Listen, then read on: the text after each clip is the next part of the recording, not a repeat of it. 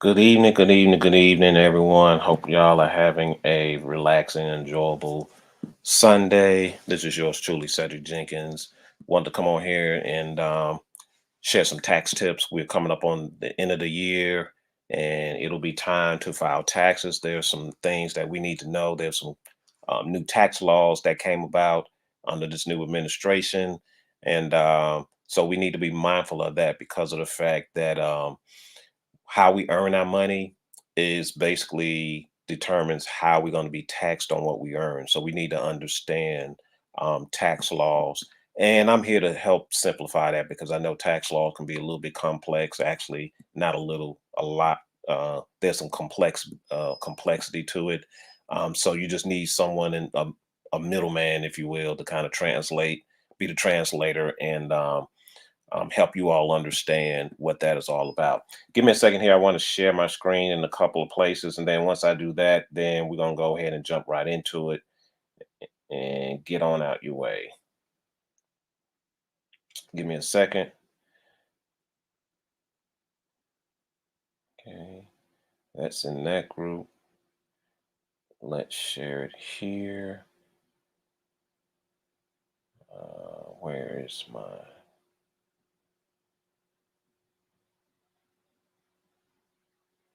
share it here? Let's see where else we're going to share it. Oh, let's share it here.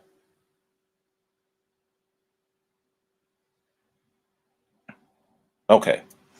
All right. That should be in three places where I'm going to share it. Eventually, you'll get some notifications that's going to go out and let folks know that I'm live. Let me go ahead and get the intro out of the way. We're going to go ahead and get started. For those who do not know me, my name is Cedric Jenkins, founder and creator of Your Money Matters. Your Money Matters because of the fact we get up each and every day to earn it. You have a God-given right to keep it. So it's my purpose, my passion, and my intent to come out here and share some content with my people as far as how they can keep more of their money. And I kind of privy to that at the beginning of this presentation. Now, I promise you, this won't be a long presentation. This will be a short, simple presentation. But I wanted to clear up some misconception about earned income versus unearned income. All right. Um, Here's the thing. Um, for me, um, I'm looking to become a practitioner more so than a tax professional. The two are totally different. A practitioner is more of a subject matter expert in whatever your niche is, right? My niche just so happen to be taxes, right? And so if you're a practitioner, that means you're more knowledgeable than others in regarding whatever subject matter expert that may be. So for me, it's the taxes. So for a couple of years, I've been up under a mentor, trying to learn more about tax laws, trying to get back into servicing people. But I want to provide intrinsic value more so than anything. And I felt as though that the only way that I can do that is to become or transition from being a tax professional to a tax practitioner. Hence why right now, currently, I'm studying for the IRS enrolled agent. I have to take a three-part test and by the IRS. And once I pass the three-part test, then I be considered as an enrolled agent. An enrolled agent are people who are or individual who study tax laws, and they're very knowledgeable. And because of the fact they're very knowledgeable, they have the potential of helping many of their tax clients save tens of thousands of dollars just because those tax practitioners learn how to leverage the tax code to help their clients pay less or pay the least amount in taxes with legal and effective tax law strategy. And so that is going to be my goal here in the near future, um, to become a transition from a tax professional to a tax practitioner. But enough about me. Let's get into what you see right here on the screen, and that is earned income versus unearned income. All right. So we're gonna clear this up today as far as the confusion. All right. Now, here's what earned income is all about. All right. Here's what earned income is all about. Earned income is mostly familiar to us as it as we know it today, where we make while actively performing a task.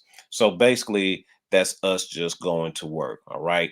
We all know 9 to 5. We actively earning income. When we're not actively earning income, we're not earning income. So as long as we're going to work, we're earning income. Okay. And so while earning this type of income, we basically exchanging physical work, time, and effort for that money. All right. That's basically what this all boils down to. Okay. So as you can see, those are an example of earned income: wages, salary, commission payments, tips, self-employment earnings. All right. Long-term disability benefits, union strike benefits. There's the list goes on. All right. So that's what that's let me rephrase that. That's not what that's what the IRS um, consider as earned income. Now, because I am a tax professional transitioning to a tax practitioner, it is my fiduciary responsibility to educate tax clients regarding tax laws so that they can get the most tax savings as best as they can. And it's very difficult for you to get the tax savings when you don't have the awareness of the tax laws. So that's my responsibility here as a tax professional transitioning to a practitioner to empower people as far as how this all works. All right. So we just looked at earned income. Now let's look at unearned income. All right. Unearned income is income people receive even if they don't work for pay. Okay. This is considered passive income, right? So this is more like investment. So you look at the examples. Okay. Look at the examples: unemployment benefits, compensation, taxable social security benefits, real estate, rental income, pensions, annuities, um, cancellation of debt, interest income from investment, distribution of unearned income. All right. Unearned income. So that's unearned income. The biggest takeaway from this is this. All right. All monies are reportable to the IRS, mostly all monies. Now, there are some income that is not reportable. I'm a retired veteran with VA disability. All right. That disability is not reportable. Now, it is unearned income, but it's also not reportable. Okay. It's not reportable. So you have some other types of income, but that was the first one that comes to my mind is that military disability is unearned income and it's not reportable. But anything outside of what you just see here between unearned income and earned income, the examples that I provided, those are reportable. Okay, all of those reportable. What's the difference is how this income is going to be taxed. Okay. Earned income versus unearned income are not taxed the same. Okay. Because it's based on how you earn the money. And this is where I try to have what some people a sensible conversation as far as us earning money in this society. It's easy for us to go out here and get the money bag, right? Get our hustle on and whatnot. But we have to understand that the matrix, inside the matrix where we earn our money, the matrix dictate how much of it that we keep. And that's the part that goes on deaf's ear. All right. Because it's not the sexiest subject there is to talk about or to have a conversation about only until at the end of the year and you get a letter from the IRS or the state of or your state as far as money that you earn in this society, and they're saying, hey, look, I see this on your tax return. Okay. So it's best to understand the tax laws up front so that you can maneuver your way around it legally with tax strategies to where you can keep more of your money. Okay. There's nothing in the tax laws that say that you have to overpay your taxes. There are tax laws that we have to abide by when we earn money in this society. Okay, I'm gonna get a little bit deeper in this as we go on. All right. So basically, earned income versus unearned income, the the two are different. The only thing that's different is that earned income is subject for all kinds of different types of taxes. Okay, it's subject for all different types of taxes: payroll taxes, unemployment taxes, Social Security, Medicare taxes. That's that thing called FICA. When you go look at your pay stub and you see who's this FICA, that's Social Security and Medicare taxes. All right. We pay into that.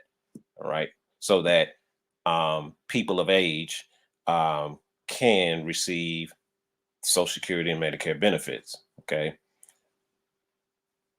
Unearned income, they're not subject to those type of taxes. That's the difference. Okay. That's the difference. That's why I say it's not about how much of the money bag that you can run up. It's about how are you earning the money bag, which dictates or determines how the IRS is going to tax your money. Okay. We have to get that in our head to understand that for us to keep more of our money, we have to legally find a way to keep Uncle Sam out of our pocket. But we can't do that if stuff like this, you know, education like tax law education goes on deaf ear. Cedric is not, he's not, that boring stuff there, man. I just worry about it later. Later maybe may not be a viable option. All right.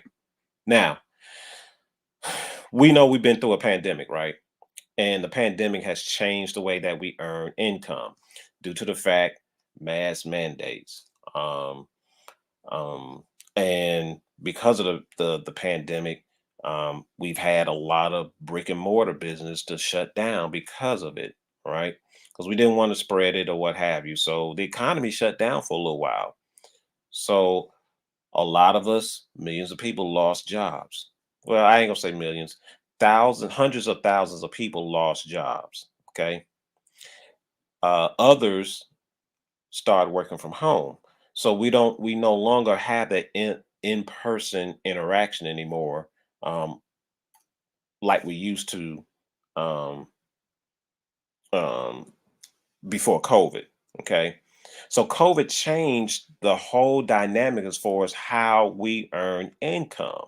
Okay. It changed. So we had to adapt to it. So this is how we adapt to it. So now we use what we call the gig, or we developed and discovered the gig economy. Okay. The gig economy now. So now the gig economy is huge right now because of the pandemic. We still are not at the place to where we can still have full in-person interactions like we used to. We still not there yet. Even right now, we got the Omicron um, variant that's out there right now, and so we're not at that point to where we can have in-person interaction. So now, what do we do? Well, we leverage this thing called the internet. Okay, that's why it's called the gig economy. All right. So, what are the gig economy? Or what is it? Okay. That's the definition of the gig economy. It involves the exchange of labor for money between individual companies via a digital platform, i.e., the internet or what have you, that actively facilitate matching between providers and customers on a short term and payment by task basis. Okay.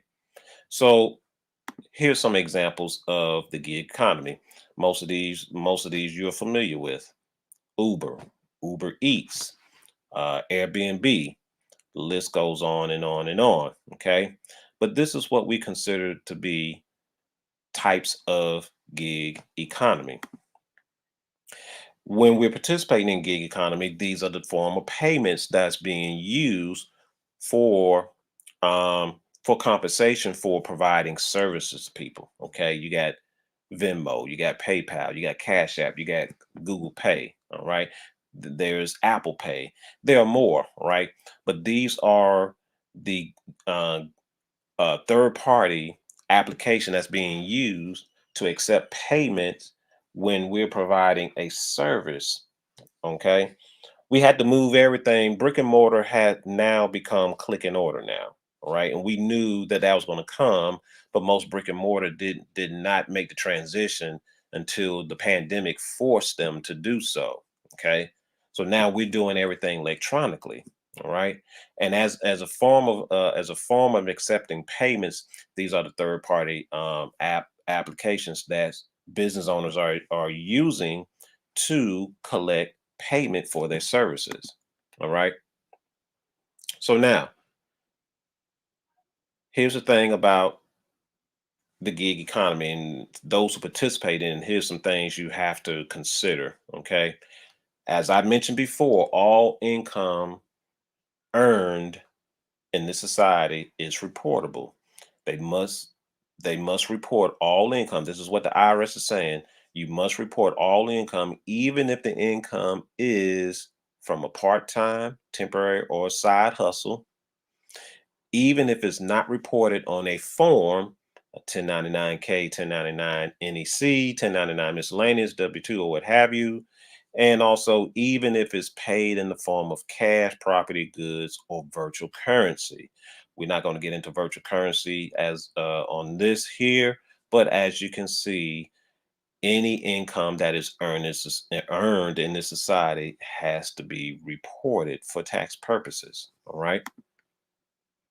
So this new tax law that came out, okay, it's called the American Rescue Plan, Rescue Plan Act of 2021. All right, and here's the thing with this act. This is a new act, and basically what it's all about is that if you're a recipient of $600 or more payments in a total for goods and services through a third party payment network, such as those apps that I just mentioned, these payments are subject to be reported to the IRS. Okay. So what's happening is this law, the IRS is cracking down on people, making sure people are paying their fair share of taxes, right? To include the little folks. Okay. To include the little folks. They know, the IRS knows that there's a pandemic and we have to find other ways to earn income, correct? But the IRS also knows that I don't care how you earn your income, but you still have to pay taxes. We're not going to use the pandemic as an excuse for no one to use as an excuse to not pay their fair share of taxes. Okay. So the IRS had to make a change here. All right. And they made this change in this act. Okay. So basically, if you have received at least $600 or more in a 12-month calendar period for anything, okay, then the IRS is expecting the third party payment network to issue out, and I'm going to get into that, and I'm getting a little ahead of myself, of statement to say Sally Sue received $600 in my particular app, Venmo, Cash App, or what have you. All right. Which means now Cash App, they got to send that form. They're going to send you a form, and then they're going to report that form up to the IRS as well. Okay. So the IRS is going to know that you receive money through these applications. Okay. Because these payment networks are authorized to generate a form and monitor those transactions. Right. So here's some reporting requirements here. All right. And basically, that income that I just mentioned in the gig, if you participate in the gig economy, that income is subject to be reported. All right. If you It's easy to not report it. Um, some would say, well, Cedric, I just accept cash. Same thing. All right. Even if you accept a form of cash, don't think that's not reportable. Okay. If you're providing a service, okay, and they give you a form of cash, you have to report it as income. All right. You have to report it as income. Now the IRS consider this, if you don't report it, they consider it as fraudulent or frivolous tax returns. Okay. So you may exclude it from your tax return. Oh, they ain't gonna catch it because I got everything in cash. No, eventually it'll catch up with you. All right. You don't want that to happen, because the last thing you don't want, the last entity that you don't want in your cookies is the IRS, and they can quickly get into your cookies if they get suspicious. All right. If the IRS finds strong evidence of fraud, they will refer your case or that case to the Internal Revenue Service. They have a section called the Criminal Investigation Division. And if they get involved, look at the word where it says criminal, all right, which means they can file criminal charges against you. All right. Not reporting income earned is considered tax evasion. I'm not going to name any names here, but some folks tried to not report any income that they earn, and the IRS came and got them. That's tax evasion. All right. So you don't want to get caught up in that. Okay. Now, here's some punishable things about when you talking about doing frivolous tax returns or fraudulent. Okay. Tax evasion. You see it there. You can get 5 years imprisonment and a fine as much as $250,000. Okay. But see, as you can see, not filing the tax return, that's considered um fraudulent. All right. Filing a fraudulent return. All right.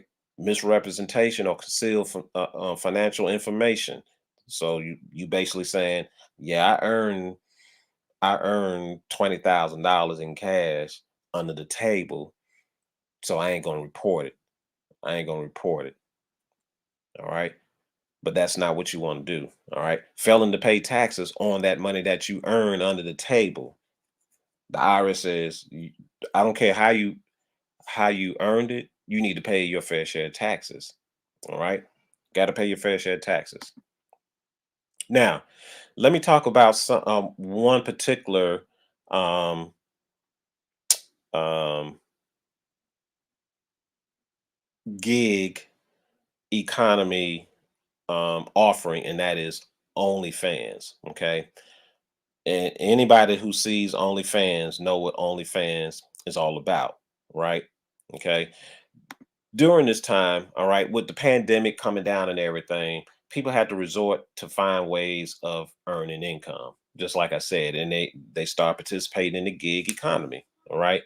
OnlyFans, if you go look up what OnlyFans was developed and designed to do, it's a subscription-based social media platform where people can go and sell or purchase content. Initially, when this was stood up, you had like musicians, okay, who went out there and um, provided lessons or even put music content out there. Painters, freelancers. Um, it was designed for those folks initially, but then, of course, OnlyFans got taken to another level. All right, OnlyFans got taken to another level, and because of the pandemic, that platform increased in users. Okay, it increased in users. You got at least by 50 million registered users that's using this platform. Okay, that's using this platform. And as you can see in the middle, what I got there is because of clubs and venues being closed, they needed to, well, not just clubs and venues, but other jobs as well, but mainly clubs and venues. Like I'm just gonna say it, strip clubs or what have you. They had to find another way of earning income, and so here comes OnlyFans. All right, here come OnlyFans. Now, let me just say this: if you are a only if you provide if you're a prescription provider for OnlyFans, meaning you're providing some content for the exchange of money, okay, then that is considered to be earned income. All right, that is considered to be earned income. If you provide a private service, okay, or a service, a public service, all right, you have content that you want to exchange for income. That income is reportable, okay? It's taxable, all right? You're participating in the gig economy. You're leveraging an app or technology to earn income, all right? So as you can see the definition of gig economy, right? Again, it involves the exchange of labor for money between individuals or companies via a digital platform, which OnlyFans is a digital platform that actively facilitate matching between providers and customers on a short-term and payment by task basis. All right. So if you're on OnlyFans and you're providing content and you saying this is your hustle, I'm not knocking the hustle. I'm here to let you know that that income that you're receiving through OnlyFans has to be reported for tax purposes. All right. So if if OnlyFans is using any of these third party payments network, Cash App, PayPal, Venmo, Google Pay, Apple Pay, whatever the case may be, even through credit card, whatever credit card bank, right? Okay, how you receiving?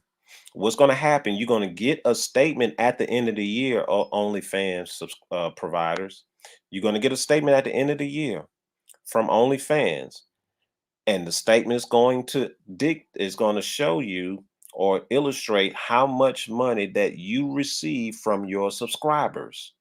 When you get that statement, it's probably going to be a 1099K. Okay, it's going to be a 1099K. That 1099K is going to be issued to you to let you know just how much money you made, and another form is going to the IRS to let the IRS know that you made that money, and the IRS is expecting you to put that on your tax return, that 1099K form that you're going to get. If you don't report it on your tax return, then that's um that's frivolous tax return. Okay, that's frivolous tax return. All right. If you receive anything of $600 or more in payment for goods and services through these third-party payment networks, you have to report it to the IRS. All right. So OnlyFans providers, get your hustle on, but just know as you get your hustle on, Uncle Sam is expecting you to pay taxes on that money. There's no way around this. All right. I just showed you can go look up the new act and Google it. You can go right to the irs.gov website and it will tell you all about this act. Now you ain't gonna want to read it because it's a huge publication, but I just gave you the cliff notes on it, and that is third party payments using these networks. You gonna have to pay taxes. You're gonna have to pay taxes on this money. Okay, so why are they doing this? Okay, basically the IRS is just cracking out, and I previewed to this earlier. The IRS is cracking down on payments being received through these apps. Okay, they cracking down on these payments. All right, so This doesn't get started until the 1st of January of 2022. So it hadn't got started as of yet. But I want to get y'all prepared for it when y'all start earning income for in 2022 and above and beyond. If you're participating in the gig network or a gig economy, you using these third party networks to receive payment, to get compensated for what you do, just know that there's a federal tax law mandate that went out to these companies to say monitor these transactions through your app, and if they make $600 or more, issue them a form 1099-K. All right. So, and it's going to get to the point to where they're going to start asking for a little bit more money. It's not more money, but more information as you start using these third party networks. All right. They're gonna start getting into your cookies. All right. Meaning your business if they ain't already in your business. Okay. So these like PayPal, Zelle, Cash App, all those folks, they're gonna start asking for like if you're a business owner, EIN number, your tax identification number, even your social security number. You may be doing a Form 9. All right, they may ask you to do a Form 9 where they capture all that stuff. Okay, just know that that is coming down the pipe. All right, that's coming down the pipe. So be prepared to give whatever these applications that you're using to receive payment, be prepared to give them some personal information. Okay. Now let's get into something else that I want to talk about. And we're still talking about earned income. All right. And that is the sugar baby, sugar daddy, sugar mama situation. All right. Listen, we all know what this is all about, right? Sugar mama, sugar daddy. We done seen it before where I mean I all I want is a sugar daddy. All I want is a sugar mama. Okay. Meaning that is an arrangement. As you see the definition there, all right. All right. This basically and it's particularly comes from a mostly from a older person to a younger person, but not necessarily also true. But basically is a person who helps another person in their financial need, give them some financial assistance. All right. And they got this mutual beneficial relationship. All right. And basically, sugar mama, sugar daddies, they provide gifts, money, or anything with monetary value with the sugar baby. The sugar baby is the recipient in exchange for physical and emotional time. All right. Uh, You can go Google what sugar daddy is all about, right? But that right there is the definition of that. It's more so you see more so sugar daddies than you would sugar mamas. All right. You see more sugar daddies than sugar mamas. Okay. So now we got this scenario. And the reason why I brought this up, because again, income in this society is reportable. All right. Let me give you a situation. You got John, he's the sugar daddy. He's an elder guy, right? He's single and he met Jane. Jane is the recipient, so she's a sugar baby. All right. She's a younger woman who's also single. All right. Now, John, they basically um had a mutual understanding that they're going to be in this relationship and it's not going to be dictated by sexual intimacy. All right. All right. So they had that mutual agreement. So now John said, "Well, I'll help you out with what you got going on." So he buys her gifts. All right. Gives her some money, things of that nature. All right. Now, because Jane, the sugar baby, she's the recipient, exchanged her physical and emotional time for money and monetary gifts and was not in a romantic relationship, i.e., a boyfriend, girlfriend, what have you, boo thing, whatever. All right.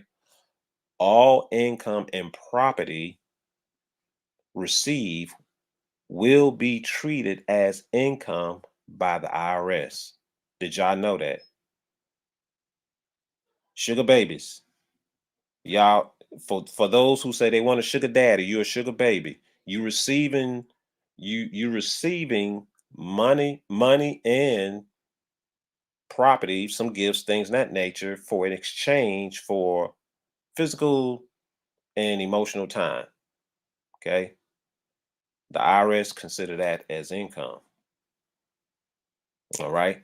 The IRS consider that as income.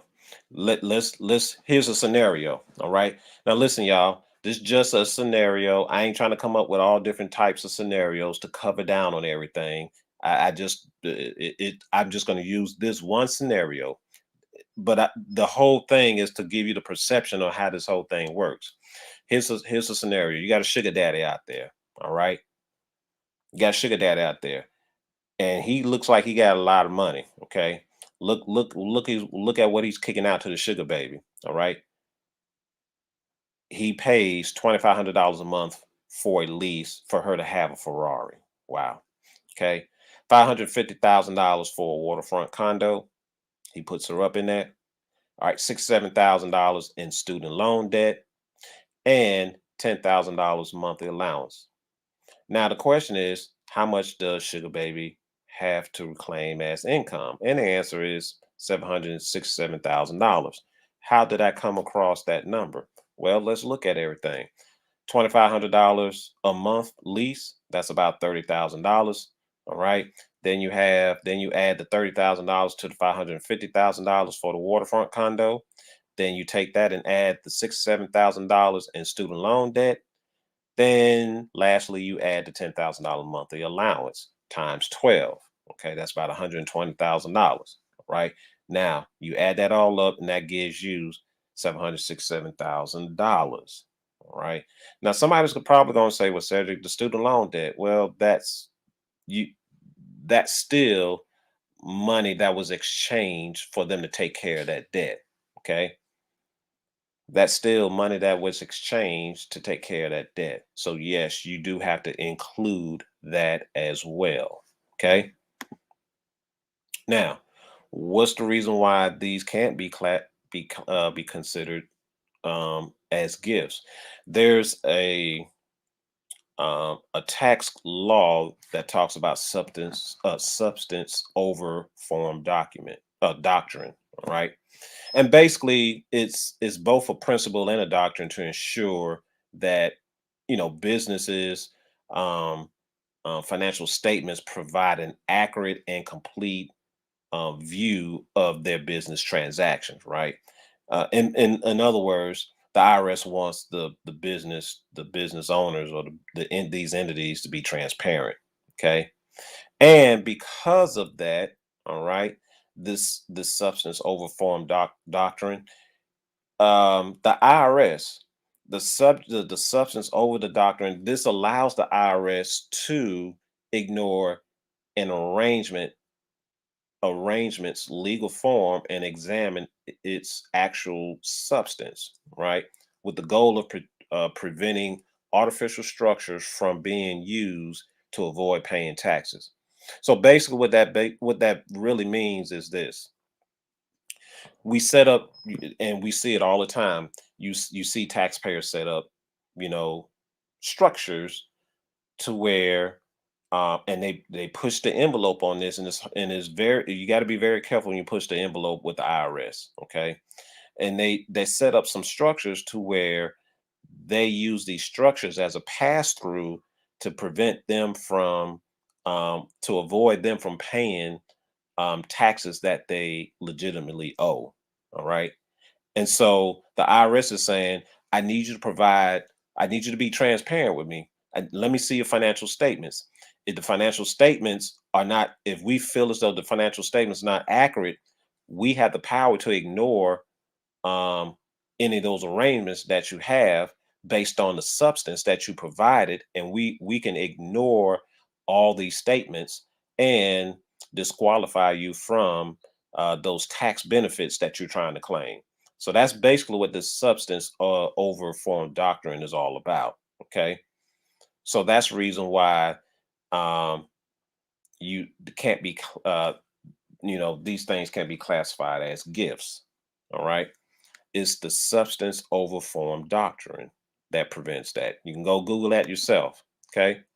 So if you participate in the gig economy, i.e., OnlyFans, this is the takeaway. Okay. Um, or if you're a sugar baby who receives cash or gifts in exchange for something, the IRS will look at it as compensation. Compensation is earned income, therefore, taxpayers are required to report it. Okay. Um, that ends this presentation as far as earned income, unearned income. If you got any questions, by all means, drop it below this video. I've also included in the body of the video some good helpful links to where you can get in contact with me. The first link is you can follow me on my fan page. So if you click on the fan page, I will be talking more tax law strategies, things of that nature. I will not be doing it from my personal page, but I do have a business page where you're going to see this content. All right. Um, if you want to know what type of services that I offer as far as a tax professional, I have that link there as well. Um, you can go and look at the list of services that I offer, and you can sign up for those services. And then also, if you want a consultation, a free consultation, now to talk about, all right, said is what kind of tax stuff that I need to know in order to file my taxes and get myself squared away. I can set aside an hour time to have a consultation with you. So there's a link there to where you can sign up and schedule a consultation with me. Okay. So those are the three contact links. That way you can get in contact with me. And let me stop sharing my screen here.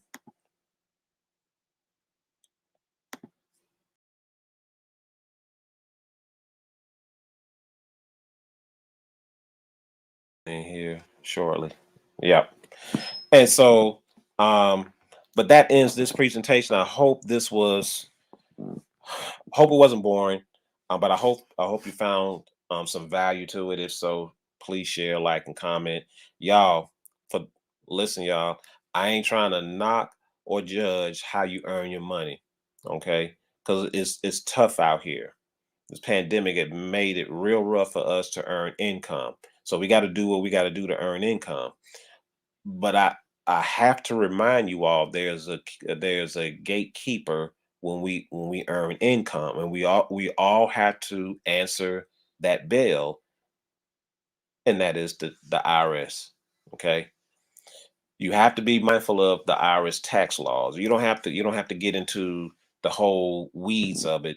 You just have to know you just need to know enough so that you can keep more of your money. You'll know that you know enough when you start seeing more of your money, because you start knowing what you need to know.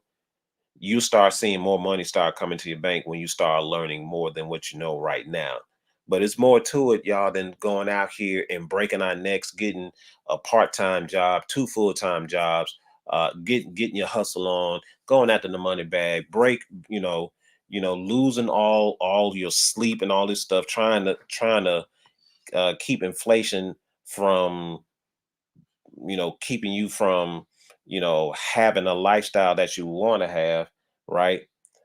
You have to understand that the tax laws are right here. They can be your friend or they can be your foe. It is your choice to determine which one is going to be. All right. This is yours truly, Cedric Jenkins, founder and creator of Your Money Matters. Your money matters because of the fact we get up each and every day to earn it. You have a God given right to keep it. So y'all have a good, safe evening, and we'll talk at you later. Peace.